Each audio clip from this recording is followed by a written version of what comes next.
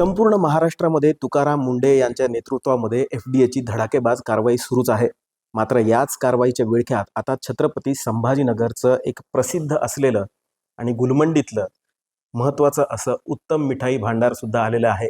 कारण इथं शिळं तेल वापरण्यात आलं, त्याचप्रमाणे अस्वच्छता, झुरळांचा प्रादुर्भाव अशा अनेक गोष्टी एफडीएच्या नजरेमध्ये आलेल्या आहेत. माझ्यासोबत बोलण्यासाठी एफडीएचे सहआयुक्त श्रीकांत करकळे सर आहेत. सर, काय सांगाल? आणखी एक मोठी कारवाई, आधी हॉटेल्स, नंतर तेलाचा साठा, नंतर आता या अशा पद्धतीनं ज्याच्यावर लोकांचा विश्वास आहे अशा आस्थापनांवर सुद्धा तुम्ही कारवाई केली आहे. माननीय अन्न सुरक्षा आयुक्त श्री तुकाराम मुंढे सर यांचे निर्देश तसे मार्गदर्शनाखाली त्यांनी चालू केलेल्या सेफ फूड सेफ महाराष्ट्र या मोहिमेअंतर्गत या धडक कारवाया चालू आहेत. छत्रपती संभाजीनगर शहरामध्ये काल उत्तम उपाहारगृह या ठिकाणी आपण जी कारवाई घेतलेली आहे त्या अंतर्गत तिथे इमरती आणि जिलेबीचं उत्पादन केलं जातं. तसेच तिथे जे आम्हाला ज्या काही त्रुटी आढळल्या आहेत त्यामध्ये जे समोसा भजी वगैरे ते तळण्यासाठी जे तेल वापरलं जातं कॉटन सीड ऑइल, सरकीचं ऑइल, ते वारंवार तेच तेल कंटिन्यू यूज केलं जात होतं.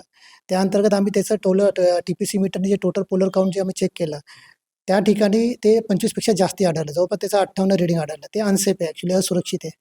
तसेच बाकीचे जी जिलेबी तयार करताना जी वनस्पती म्हणजे डालडा, तूप वापरून जी तयार केली जाते त्याचं पण आम्ही जे TPC मीटरने जेव्हा चेक केलं त्या अंतर्गत पण ते 36 रिडिंग त्याचं आढळलं. ते नॉर्मल रिडिंग 25पेक्षा जास्त आहे आणि त्याचा वारंवार जेव्हा यूज करतो आपण तेलाचा तर त्याच्यामध्ये एक केमिकल रिएक्शन होऊन जे कार्सिनोजेनिक घटक आहे ते तयार होतात. मग ते आपल्याच शरीरामध्ये ग्राहकांच्या शरीरामध्ये जातात. त्यानुसार आम्ही ती कारवाई घेतली. त्याचे सॅम्पल पण घेतलेले आहे आणि सदर पेढीमध्ये आम्हाला काही अजून त्रुटी आढळल्या ते जसं झुरळांचा तिथला वावर आम्ही त्याचे व्हिडिओ पण तुम्हाला पाठवलेले आहेत की तिथे सर्रास झुरळ फिरत होते, ते पण व्हिडिओ काढलेले आम्ही. तसेच तिथं काही लोक ते तंबाखू खाताना तिथं आम्हाला आढळले तिथे की ते अलाउड नाही आहे तसं प्रिमायसेसमध्ये. तसं त्यांची कामगारांची वैयक्तिक स्वच्छता ती पण प्रॉपर नाही आहे. त्यांचे मेडिकल फिटनेस सर्टिफिकेट पण त्यांच्याकडे उपलब्ध नव्हते. तसे तिथं पेस्ट कंट्रोल पण केलेलं नाही सदर प्रिमायसेसमध्ये.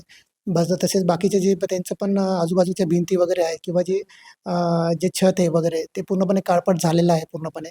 त्याच्यामध्ये त्यांनी व्यवस्थित निगा राखलेली नाही आहे. तर सदर ह्या सगळ्या गोष्टी तसेच तिथले जे जिलेबीमध्ये जे कलर यूज करत होते टाट्राझाईन, सदर कामगारांना हेच माहिती नाही की किती कलर वापरावा, कसा वापरावा. त्यांना त्याचं ट्रेनिंगसुद्धा त्या लोकांनी दिलेलं नाही. मग जर एक्स्ट्रा कलर आपल्या शरीरामध्ये जातोय तो पण घातकच आहे आपल्यासाठी. तर या अंतर्गत आम्ही सदर पेढीचा परवाना तात्काळ निलंबित केलेला आहे. सदर आम्ही उत्तम उपाहारगृह हे बंद केलेलं आहे. सर, आणखी एक प्रश्न ग्राहकांना असा पडतो, तुम्ही तुमचा कंप्लेंट नंबर दिलेला आहे, आपण ग्राहकात म्हणजे सहज तुमच्यापर्यंत पोहोचू शकतात.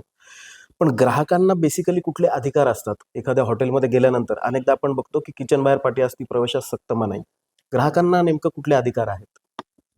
ग्राहकांना जसं आपण हॉटेलमध्ये जर बघितलं तर ग्राहकांना तिथं विचारण्याचा हा अधिकार आहे की तुम्ही तिथं काय तुम्ही यूज करताय, तेल कोणतं यूज करताय, तुम्ही पामोलिन यूज करताय का रिफाईन तेल यूज करताय. तसेच तुम्ही बटर, जसं आपला मागचा विषय झालेला आहे हॉटेल्समध्ये, तिथं बटर रोटी वगैरे तुम्हाला सांगतात देताना तिथं ते व्हेजिटेबल फॅट स्प्रेड वापरताय ते पण तुम्ही विचारू शकता त्यांना, तुम्ही काय यूज करताय ते.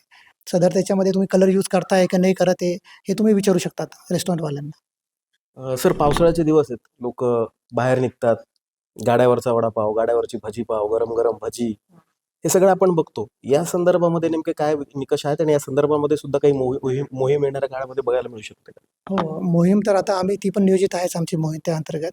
तसेच ग्राहकांना पण आपल्या अवेअरनेससाठी आम्ही पण काही कॅम्प घेणार आहोत त्यामध्ये. जसं मीडिया थ्रू पण आम्ही ते अवेअरनेस कॅम्पेन चालवणार आहोत. सर, आणखी एक विचारायचं होतं की जे मोठ्या आस्थापना असतात, म्हणजे काही ब्रँड्स आहेत, मोठे मोठे इंटरनॅशनल ब्रँड्स, पिझ्झाचे असतील, बर्गरचे असतील, ते शहरांमध्ये कार्यान्वित आहेत, मोठमोठ्या हॉटेल्स आहेत. यांच्या संदर्भामध्ये आपण कसे त्यांना काही निकष घालून दिलेले आहेत किंवा त्यांची तपासणी कशा पद्धतीने केल्या जाते? सदर जे चेन रेस्टॉरंट आहे, जसे डॉमिनोज आहे, मॅकडोनल्ड आहे, अजून पण भरपूर गोष्टी आहेत, भरपूर ब्रँड्स आहे. त्याचे पण आपण सदर त्यांची मोहीम आपण लवकरच हाती घेणार आहोत. त्या अंतर्गत पण त्यांना पण शेड्यूल 4 नुसार त्यांना पण सगळे नियम बंधनकारकच आहे. मग त्या अंतर्गत आपण पुढील तसे तपासणी करून पुढील कार्यवाही घेणार आहोत. तर मी तुम्हाला एक छोटासा आणि शेवटचा प्रश्न विचारतोय. एक नागरिकांना फक्त एवढंच सांगा की जसं आपण दुधामधली भेसळ ओळखण्याचे काही निकष आहेत, तर शिळं तेल असेल किंवा शिळं काही अन्न असेल किंवा त्याला काही ओळखण्याची काही आहे का काही?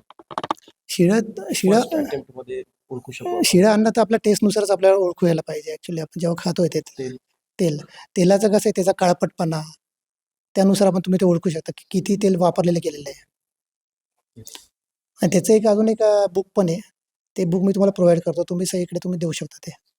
नक्कीच आपण बघितलेलं आहे की तुकाराम मुंडे यांनी जेव्हा पुढाकार घेतला त्यानंतर संपूर्ण महाराष्ट्रामध्ये आता एफ-डी-एची ही धडाकेबाज मोहीम आपल्याला बघायला मिळते आणि अनेकांनी यामुळे सुटकेचा निश्वास सुद्धा सोडलेला आहे. एकीकडं जेव्हापासून भेसळयुक्त दूध समोर आलं तेव्हापासून शहरामधील दुधाची निर्मिती सुद्धा कमी झालेली आहे. असे प्रकार घडत असतानाच आता अशा पद्धतीनं एफ-डी-एची जी कारवाई होती याच्यानंतर नक्कीच नागरिकांमध्ये तर जागरूकता पसरतीच आहे. त्याचबरोबर हॉटेल व्यावसायिक किंवा खाद्यपदार्थांशी निगडीत व्यावसायिक जे आहेत ते सुद्धा कुठे ना कुठेतरी आता विचार करायला भाग पडतायत. लोकमतसाठी अमेय पाठक, छत्रपती संभाजीनगर.